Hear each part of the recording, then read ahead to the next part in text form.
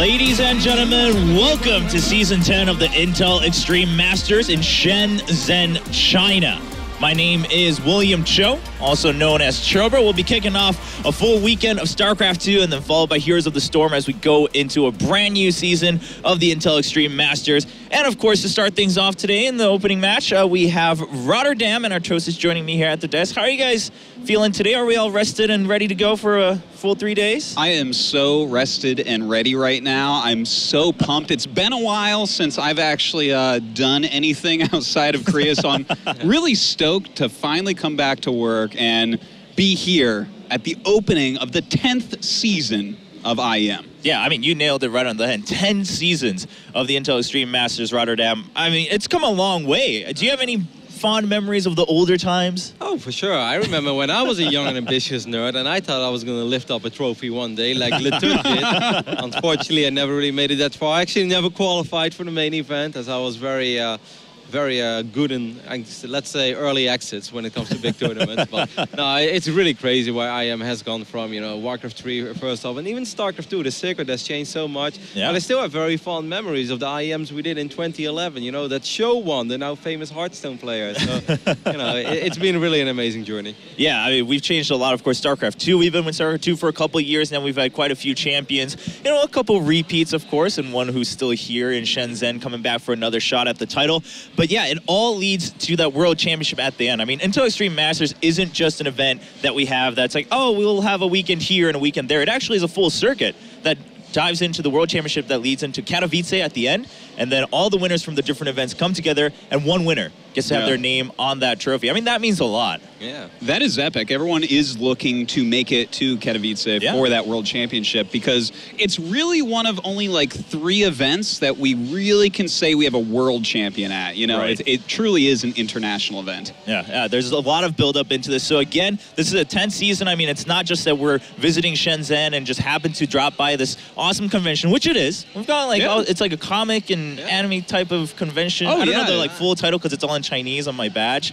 I haven't really gotten that down yet, but yeah, there's a lot of cool stuff going on. Oh, totally. And Apollo would completely agree. He was walking around taking pictures of all the cosplayers. So definitely a fun event for everybody. Yeah, we've had a chance to look around a little bit, but for now, we are diving right in. Of course, we already had things kick off a little bit yesterday. We have 3 days going forward in the round of 16 for the StarCraft 2 tournament. And again, the winner gets to secure their spot in the World Finals in Katowice. So the open bracket we've had are 5-player seeding into the round of 16. We do have 4 groups of 4, of course, 4 times 4, resulting in 16 players. Don't worry, I got my math, guys. I know. Math live on television. Knowledge here.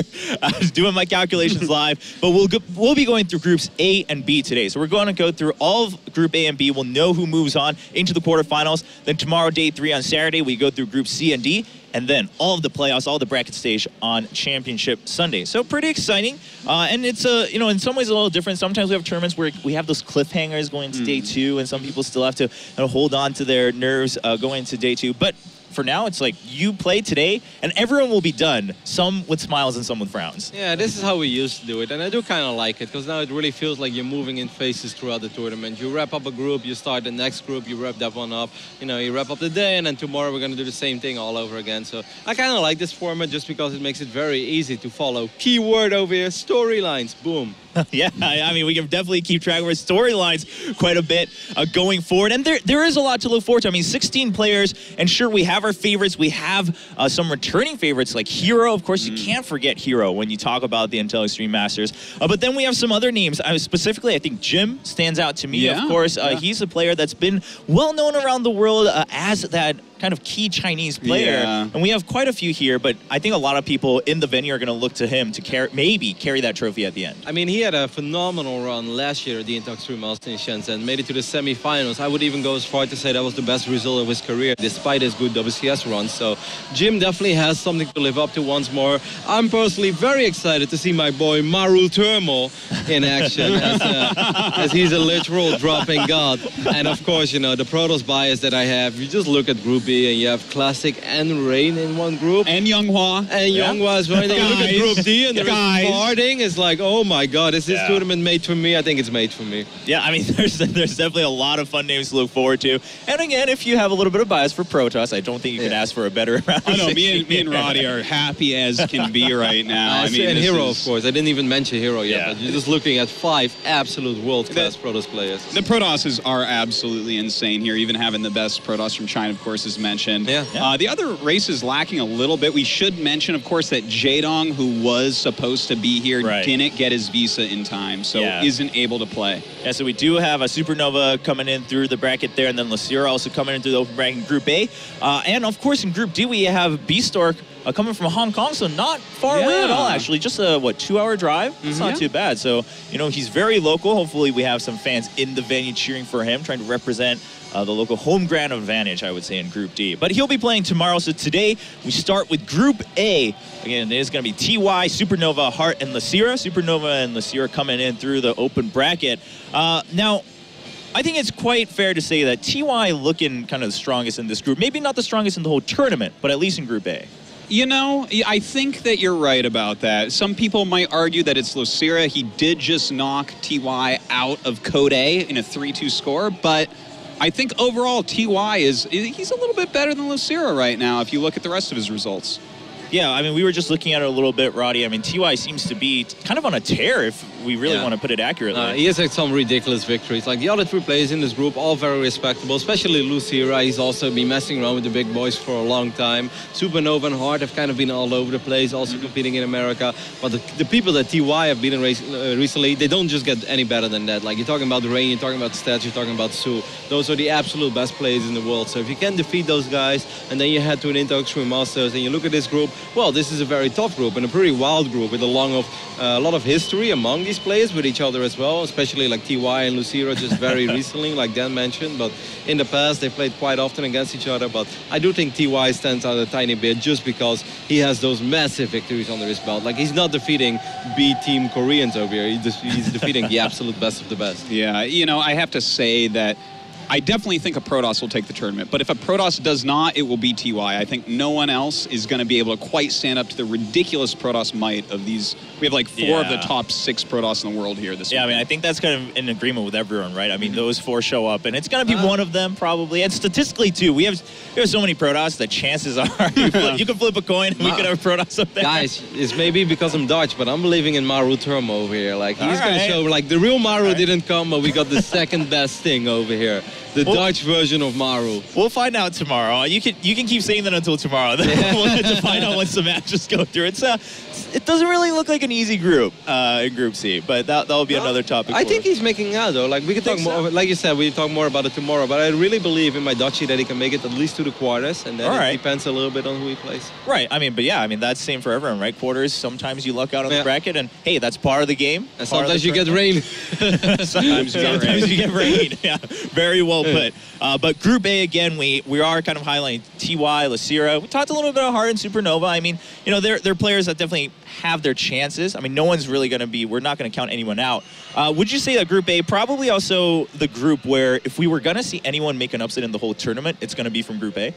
I think so. Like, some of these other groups are really stacked towards the high end, and you kind of look at it, you're like, well, I mean, Rain just won Home Story Cup and GSL Contest. Like, he's getting out, right? There's no way. But you look at this group, and you know, in the best of 3 format, we could see Supernova and Hart come out and pull some upsets. You know, whether that's with bunker rushes or just some aggressive, like, one-base TVT play against TY, absolutely could happen.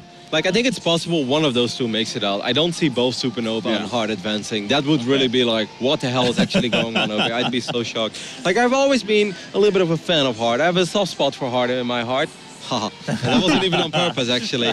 No, but ever since I started casting him a lot in WCS America over the last few years, like, he's had some ridiculous games, including one of the craziest comebacks I've ever seen against the Chinese Zerg. That's unfortunately not here. And ever since then, Hart has really warmed up to me a lot. And I kind of want to see him do well. I've always felt that TVP is his weakest matchup, which he doesn't have to worry about yet. Like, if he would advance, then there's a good chance he would have to worry about it. So I kind of look at this group, and I know it's very tough for Hart. I know he's not a favorite, but I kind of feel like you know, if you still want to make a big impression on people, if you still want to show the world that you're a Terran player that truly matters, Hard has to make it out of this group. This is really kind of like one of those, maybe not do or die, but it's a really big opportunity to finally show to the world again that, hey, I am still one of those upper echelon Terrans. Yeah, I mean, especially considering Group A, we've got 3 of those right there. I mean, if you make it out, you pretty much have your work cut out for you saying, hey, well, I got into the quarters, there weren't many of us left. So you can kind of prove that you were in the top 8, and there weren't many of you, so you're probably in like the top 2 of your race, at least here in Shenzhen. That's a pretty good argument to make, but right now we're going to focus on TY versus Losira. That's the match that's going to kick us off on the main stage, and we will have Heart versus Supernova playing off stage and then go forward to the winner's match from there onward. And, you know, this has always bothered me while we wait for the opening match to kick off here. Looking at TY, let's talk about TY actually first. He's looking pumped. Well, Look at it. well, I don't know what he's staring at, but he's waiting for his match. But TY, we've been highlighting him, but there's a specific reason why. I mean, he's had a pretty good finish quite recently, Artosis. Yeah, I mean, TY overall right now is doing really well. Like, if you look at his IEM Gamescom qualifier run, it's pretty darn sick. He took out Stats, Billowy, and Rain in there as Protoss players, and that's like really the race of the tournament you have to be prepared for. He 3-1 Trap in SSL. Like, the kid has a lot of really great results under his belt recently, but I guess the one that's really going to be hanging over his head is the fact that Losira just beat him in Code A and knocked him out of GSL. Yeah, that's got to be a little bit of a tough cookie to have to face him right away again here on the opening day. Now, on the other side, like you just mentioned, it's going to be Losira, and I like Losira because when I first got into the StarCraft 2 scene, like actually doing events, Losira was somewhat relevant in 2013, and then no one really heard of him too much after that. I was gone for a little bit after that, and now I'm back, and I'm like, oh yeah, I remember Losira. I know Losira. I can relate to that. So, but aside from now being here in Shenzhen, what else makes him relevant, Roddy? I mean, it's been a while since he's had kind of something to put on his resume, to say. Yeah, that's true, and I do feel that over the last few months, though, he's definitely become a lot more prominent. He made it to Home Story Cup, that was like in November, December. He had a pretty good finish there, top 4, I believe. Yeah. TY was there as well, ironically enough. But I do feel with you like that he was absent of the scene for a little bit, and I never really understood why, because, you know, there was a lot of hype going around him. Everyone loves that little YouTube video where his hands are just blazing over the keyboard, you know. I show that video to StarCraft nerds or to, you know, people that are not very familiar with StarCraft. They're like, so people are really fascinated in the game now. I was like, yeah, look at this guy. And then I always show off Losira's video and they're like, man, that's crazy, you know, how is that even possible? And it is a little bit, you know, strange that he faded, and I kind of thought once he faded, he would never come back, but then he did come back, and he's putting up acceptable results. I wouldn't say as good as TY, despite the fact that they knocked him out of Code A, but it's been pretty all right, I'd say, over the last few months.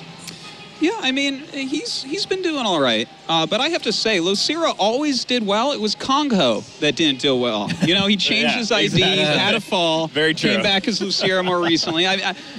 He has his chances here. I mean, he's the Zerg that we're all looking to do well, along with Snoot, I guess. But That is he's really got his work cut out for him. That's such a great strategy. Like, I feel like if there are a couple of events where I feel like I'm just not going to cast very well, I'm going to name myself Le Tout. And then people will be like, man, this Le Tout guy sucks. And then Todd like, hey, man, why are you calling yourself to me? Sorry. And then I just go back to Rotterdam again. Hey. And no one ever knew it was me underperforming all weekend. Fair game. Yeah, I mean, as long as we don't have a tournament player cams and whatnot, as long as like an online tournament, you just switch your name, play a couple matches, and then come back, say you kept your reputation clean. But Losira versus TY, that will be our first match going forward in Group A. Ghost, you know, and it's not going to matter too much. I mean, we're still in the group stages. No one gets knocked out here in the very first match. But going towards the winners matches, considering these two, I mean, they know that they're probably the two favorites here in the group. So going on to the winners match is going to be a pretty big relief, I would say. Yeah, but it's a tricky group, though. Like, whether you're TY, you have to play against a Terran afterwards. Maybe your tournament life depends on it. It's a mirror. What if that guy opens up with something you just haven't really figured out yet? You know, drops a bunch of Hellions, kills a few SFPs. Suddenly you're one game away from being eliminated. So for TY, I think TY looks at this for two reasons. One, he wants to take a sweet revenge for that Code A loss. He's going to be like, man, that was a mistake. That should have never happened. I think I'm better than you. He's going to put Losira in his place here. And if you're Losira, you're also kind of worried about this group, because I think he knows that Hard's best matchup traditionally has been TVZ, right? I truly feel that that's the one matchup where Hard has been excelling at for a long time, and it's just on another level compared to his TVP, for instance. So I think neither of these two players is looking at this like, well, if I lose the first series, we're the two favorites. I think it's going to be all right. Like, no, it's going to be very tough for the guy that ends up losing the first series over here. All right, well, the best of three, again, I mean, best of three is really anything can happen. We could have the match done in 30 minutes. It could go an hour and a half. It all really depends on what their strategy is here, if they want to just get out quickly. I mean, one of these players could technically be done before, like, lunchtime. They could actually just be done with their first day. They could 2-0 their group, go back, have a little bit of rest, get some dim sum, and then, you know, go rest in the hotel. But it could also be the opposite, mate. Like, yeah, you could be done completely out by lunchtime, in which case I think you go take a dip in the pool, you know, you relax a little bit, maybe watch some games later.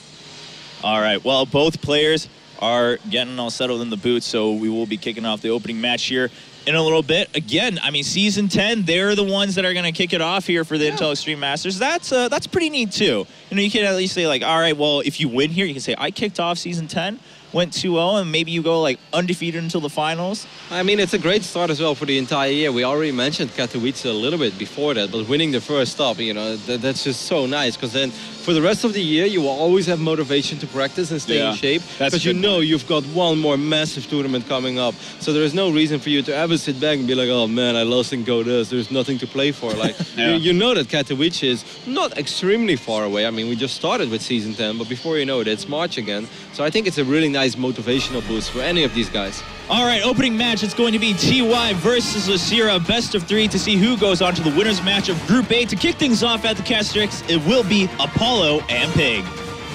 Thank you very much, Chobra, and welcome to the casting desk to kickstart the Intel Extreme Masters Season 10. Joining you here casting for the first time, been hosting a little bit, but now it's time for us to join forces together, Pig, and do some StarCraft commentary. Let's jump right into this one as the game has officially loaded, and this is the very first game of Season 10 of the Intel Extreme Masters. To the left-hand side here is the red Terran player. From KT Rolster, it's TY. A strong Terran player coming in as the favorite in this group. He wants to get some revenge on Losira for getting knocked out of GSL. And funny enough, on the other side of the map here, dear Pig, we have the Blue Zerg player Losira. A crazy aggressive player, Losira, looking intense there, and we can see he's already got his plan going for this match. He has already put down a 6-pool.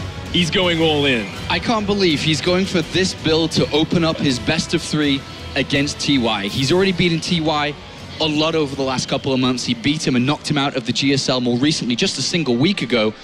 And then, of course, when Rotterdam brought up Home Story Cup, he also eliminated TY from that tournament too.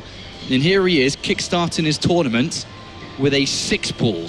You know, TY, a lot of the time people say he's the better player on paper, but Losira historically has beaten him almost every time they've come up with some really aggressive, sneaky plays. And this is just so blatantly aggressive. And he knows how this map plays out. Look at this, TY's going for that command center first. He's chosen a command center first. Of course, naturally, delaying his barracks. He's in so much trouble at this point. SUVs are going to have to be called to duty to defend against the Zerglings. This drone here being a nuisance, blocking a potential wall to be built. Here, Pig. Oh, and if he can just block that for a few seconds more, these Zerglings are almost here. This just looks completely normal for TY, but look at that, he's going for the gas before the barracks, and the Zerglings are coming in. And here we go, he finds it, he cancels the gas, he knows he's in trouble, he starts the barracks, but as the Zerglings enter, the barracks hasn't even begun yet, and TY is in trouble. If he loses that supply depot, he wouldn't even have supply to build a Marine. He is in so much trouble. Oh, Losira is just smiling to himself in the booth right now. He knows he can just take his time with this, turning around to take a good fight here, and all the SCVs going down. What a quick win. Nice and easy for Losira. A great start to the Intel Extreme Masters here in China. A 1-0 lead he takes versus TY, and he continues his winning streak against that player. That is Losira in a nutshell. You know, it puts me always a smile on my face watching this guy play. He just loves to go out there, take those risks that no one else takes. And he's just sitting there in that booth looking calm, thinking, you know, I wanted a quick game one. I thought he was going to go for the economic opening or maybe take a little bit of a risk. You know, no one rushes, no one 6-pools on that map. Free win. Free win indeed, and TY just slapped down immediately. Welcome to the Intel Extreme Masters. Both of these players playing in the tournament for the very first time, despite both trying to qualify for multiple years now. TY beginning qualifiers way back in 2013, Losira in 2012. finally in 2015, they both get to play, and it's a 6-pool. We couldn't even describe the map, the game, the players. It was over before it even begun. Oh, that's got to shake you up a little bit, you know. TY's got to be feeling a little bit under pressure. He was drinking his Yakult there, getting his nice macrobiotics and whatnot, trying to get focused. Losira, look at that. He's just like, yeah.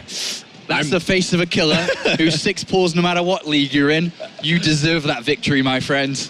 Oh, that was beautiful. You know, you see this build so rarely that it almost doesn't even register on your mindset. As TY, first game of the tournament, you've flown over here to China, first time at an IEM. To have that happen, oh, he's gonna have to dig deep and not get thrown off. He's got to stay calm after that. It's one of Losira's strengths, but also one of his weaknesses is his decisions to go for these aggressive strategies. I think it's probably been the bane of his career for the majority of it, is that he is overly aggressive, and it's such a risk because if you think about the different Terran openings that there are, Reaper expansion, One Barracks expansion, all these different types, they can deflect this, they can stop this. But the one weakness this can have is when you open up with Command Center first here, and that was what TY chose. And Losira, you know, he rolled the dice and he got paid off. Yeah, and you know, it's not a blind roll of the dice. There always is a plan behind it. Looking at that map, there's only one way for Reapers get in the base. It's not a very strong opening, so most Terran players are opting for that. It's a very new map to the pool, and Losira is very quick to identify there's a good chance he's going for that, and picks up a very easy win. All right, well, the second map is going to be one of the newer maps as well. It's Terraform. It's also making its debut into the Extreme Masters, and let's see what TY can do to turn this around, because he hasn't had the best of starts, but of course it's just a single map and it is a best of 3. He has the opportunities to do that. So here we are, loaded into the second map of this best of 3. As down here in the bottom right hand side is the 20-year-old from KT Rolster. It is TY. Such a strong Terran player, but he's gonna have to keep calm if he wants to bring this one back. He's looking a little bit thrown off in that booth. And his opponent up here, kickstarting off in a fascinating way. It is Losira. It's the blue Zerg player. The eyes of a killer there. He really does look so focused. And it is interesting if you think about Losira and his history as a player. His peak in his career was actually 4 years ago. Yes. Which is an eternity in the world of esports. He made it to the GSL finals. I believe he even took out an MLG. He was doing amazingly. He had a really good year even through to 2013, but last year he fell off the radar quite a lot. And this year is really the story of him kind of powering back up slowly, and he's been getting better and better performances. And I think he sees this as a big opportunity here. He's getting one of these rare opportunities to go overseas to compete in such a prestigious tournament as the Intel Extreme Masters, and he wants to come out of this group in first place. He wants a top 4 finish in this tournament. Absolutely, and if you look at Group A as a whole with Supernova and Hart, the 4 players in this group, it is a race to see who can challenge the 4 Protoss players, the way that I look at it, because we will have 2 players advance from this group naturally, but these 2 players must compete against the 4 top-tier Protoss players that we have in Hero, Parting, Reign, and Classic. But on the other side of things, TY's had a very interesting career himself too. I mean, starting as a professional gamer at 12 years old, playing for We Made Fox, and has been a professional Kesper-trained StarCraft player since 2006. Absolutely mind-blowing. And here he is, fast forward to 2015, 20 years old, playing in China for KT Rolster. And that's a fantastic career.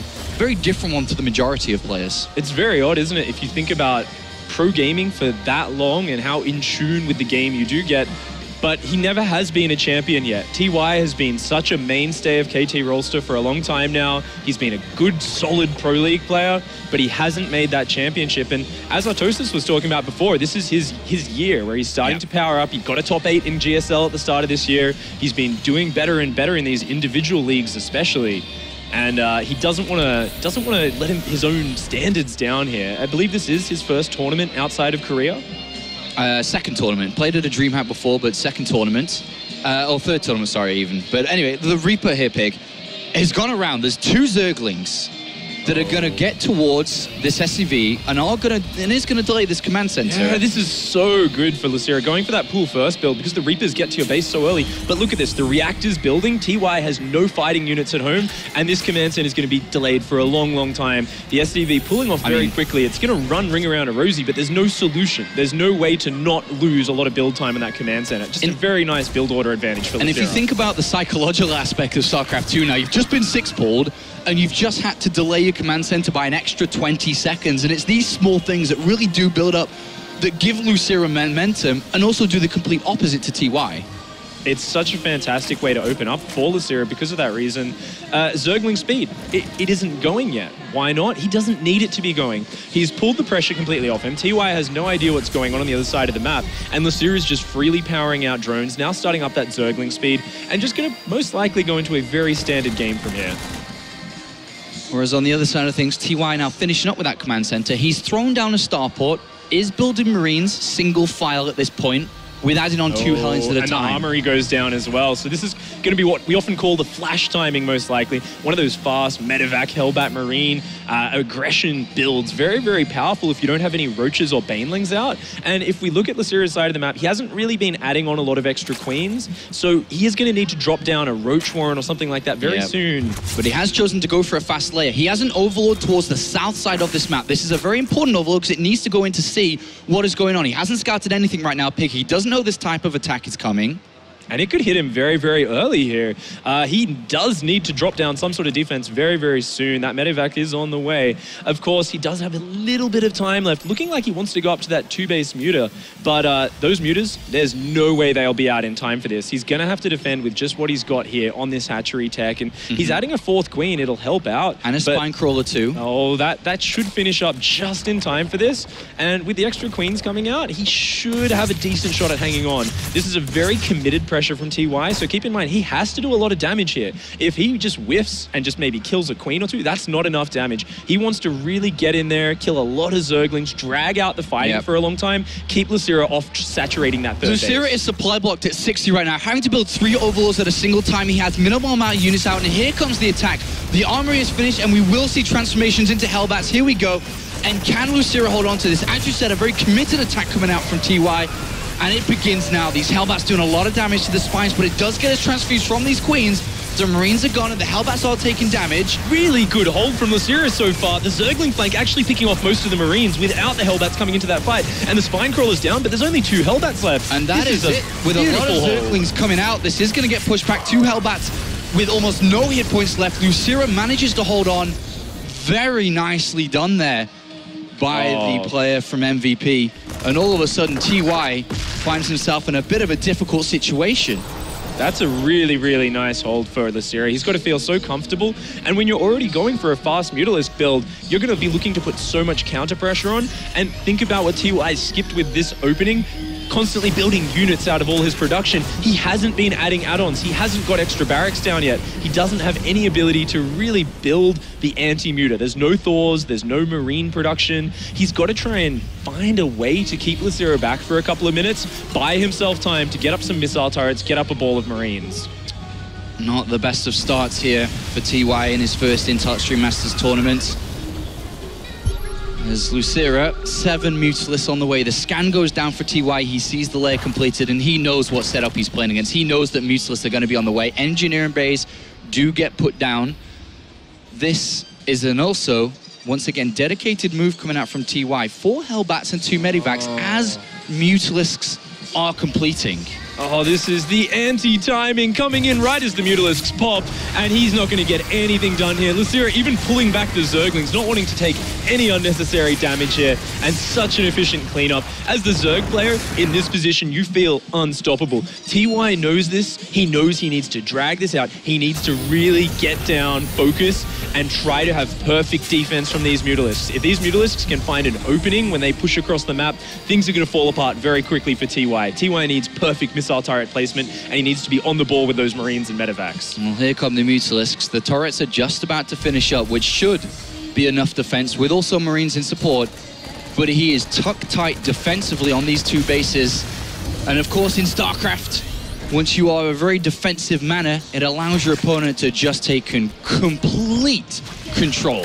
Expanding, drone production, upgrades, all these options now completely available to Losira.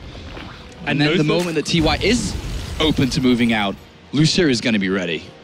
No 3rd command center even inside. He hasn't had the window to do it just yet. So TY is pinned back on these two bases. Now, Losira did slow down his saturating that third base, him finishing off that economy, because he went for this very fast tech. These Mutalisks, this ability to just fly around the map. It's basically just the ability to control anything the Terran can do. The Terran, if he wants to put pressure on, those units are going to get tracked down by those Mutalisks. They will get shut down. Losira still just floating around, having a look where this army is, knowing at all times there is a dart of Hellions slightly north, but they were found out immediately. And TY has to solve this puzzle, and it's not an easy one here, Pig. What are his options? I mean, he's stuck on two bases. He isn't moving out at this moment. He could play very, very slowly from here, or he could go very, very aggressive and all in, and it looks like that may be his option. He's kind of pushing out, trying to sneak a drop out the northern side while coming down with this push, but with no third command center behind this, like you said, there's no real economic transition here. He has to either put down that command center behind this and just play very conservatively, try to kind of put some pressure on, but he cannot take a bad fight. If he loses one army, the game will be out of his grasp. It'll be completely out of control. And we see Losira's economy starting to kick in. He's getting to that point where he's got so many drones, all he wants to do is just mass Zerglings and Banelings here. He's going to go for this big swarming army, and if he has just a little bit more time to build up, he's going to be able to overwhelm this army. Banelings rolling forward, and Losira says, hello, mate. You're not quite on the same level as me today, are you? And he slaps that army down very easily. TY gets pushed back, and that's a nice, easy defense from Losira onto his third base. There is another squad of units at the top, but it does not matter. Losira slaps TY down instantly and takes a very swift and very convincing 2-0 to start his first ever tournament at the Intel Extreme Masters and moves forward to the winners match with ease. An unfortunate start here for TY. That's got to shake you up a little bit. I've been in that situation where you get to a tournament, you're pumped, you're prepared, you're ready, and then you just get slapped down. And no matter, you know, what choices it were that led to you losing, you always feel a little bit like your confidence is being knocked down. You're like, do I belong here? Do I really belong on this stage right now? And TY is going to need to collect himself, because going into that losers match, into a TVT is going to be very, very difficult. TY did play through qualifiers to be here, but unfortunately, when he arrived, wasn't able to perform. Still has another chance, of course, in the double elimination group format that we have here, and must fight in the elimination game to survive, as Losira picks up his first victory as he nears closer and closer towards his 1-year anniversary on MVP. It's in 2 weeks' time, and the perfect tournament to start playing well near that anniversary. Contracts are finishing up, more money possibly on the table as he continues to do well in 2015. It's something we don't talk about a lot, but yeah, it is actually a very important time, especially in Korea, when you've got those very solid yearly contracts. Renegotiation, you want to have those solid results. All right, well, good to cast with you, Pig. I'm sure we're going to have a lot more commentary coming our way. Hopefully some longer games than that. Well, I'm pretty sure we will have more commentary coming our way, unless we did something wrong here. As Carmack at home is watching, maybe we did a bad job and we're not allowed to cast anymore, I don't know. But for now, it is time to head over to the desk, who's Losira is joining the boys. Thank you very much, Sean. Yeah, I would hope to see you guys at least a couple more days, because I am not ready to sit down and cast StarCraft, dude. The last time Sean made me do that, it didn't go too well. We did it live and it didn't go too well. But for now, we have Losira here at the desk. Losira, congratulations on winning your opening match. 첫 번째 매치 축하드리고요. 이제 가볍게 이기셨는데 오늘 들어오면서 이번 IEM 시작하면서 좀 쉽게 이길 것 같다, 그런 분위기가 있었나요? 아니면 그냥 생각했던 대로 처음에 좀 치즈로도 시작하셨는데 기분이 지금 어떠세요? 제가 그 B조 선수들이랑 그다음에 A조에서 정태양 선수를 좀 많이 잘한다고 생각했었는데 하필 A조에 걸려가지고 좀 많이 힘들다 생각했었거든요. 근데 그래도 경기가 제 마음대로 풀려가지고 그나마 이기게 된 것 같아요. Oh, all right. Well, just saying, Group B, actually coming in, I thought Group B was going to be really tough. And then TY, I actually fear him a little bit. I respect him a lot as a player. So I wasn't too excited about my group. But hey, it opened up. I got a 2-0. So now I definitely feel a lot more confident going forward. Yeah, I just have a small question. Actually, I changed my question. I want to know why he decided to 6-boo on Bridgehead. It's a relatively new map. How was he so sure that TY was going to go CC first? 오늘 첫 경기에서 맨 처음 맵에서 좀 어떻게 보면 이제 최근에 나온 맵이고 한데 어떻게 그런 확신을 가지고 했었나요? 아니면 본인이 할 때도 아 이게 과연 이게 잘 될까 좀 확신이 없는데도 그냥 식스풀로 가신 건가요? 아 그냥 뭔가 느낌이 와가지고 한번 해봤는데 그게 잘 먹히게 된 것 같아요. You know, I just kind of feel right when we started. I was like, I think it's gonna work. I think this is the moment. Went with it. He got the win. Hey, no one can complain about that one. It's a great reason to do a build. I want to ask actually, Losira, about your matches that are going to be coming up if you get out of this group. There's a lot of Protoss in here, but you haven't had a lot of strong victories against Protoss recently. How are you feeling you're going to do this weekend overall against Protoss? 그러면 이제 저희 대회 하면서 이제 프로토스 선수가 굉장히 많고 프로토스 선수 중에도 지금 세계적으로 인정받는 선수들이 굉장히 많은데 최근에 로시라 선수는 직접은 프로토스 상대로 그렇게 좋은 성적은 거두지 못했는데 만약 이제 뭐 8강, 4강까지 올라가게 되면 프로토스를 만나면 얼만큼 준비가 되어 있으신지요? 아 일단 지금 여기 온 선수들이 우승자들을 비롯해가지고 지금 최근에 잘 나가는 토스들 거의 다 모인 것 같은데 그래가지고 제가 승부는 쉽게 예측 못하겠고 일단 제가 만약에 8강에 올라간다면 그냥 최선을 다하는 쪽으로만 집중하려고 해요. 네, 알겠습니다. Well, yeah, I mean, we have a lot of great players right now, a lot of recent winners of various tournaments coming in, probably the best in their form. So it's hard to say if I move forward that I can predict a win or what the score might be. But hey, the best I can do is if I go up to the quarterfinals, again, just take another step back, say, all right, what am I going to do? What do I need to do my best in the quarterfinals and take it one step at a time? And, you know, I think that's reasonable. Like you said, and like Losira mentioned himself, we have a lot of recent winners. I mean, they're feeling invincible right now coming into the Intel Extreme Masters in Shenzhen. Well, thank you very much for your time, Losira. And 인터뷰 감사합니다. 축하드립니다. 감사합니다. So Losira will be going on to the winners match. I mean, it was pretty quick. So if any of you guys like tuned in, you were like, oh, I'm sure they're still in the intro like they always are, and you just realized you missed the match, don't worry. You'll be able to catch some of the missed action, some neat highlights and whatnot of all our games throughout the weekend on plays.tv. So hop on over there, catch up, and while you're doing that, when we return, we will be here with the winners match of Group A.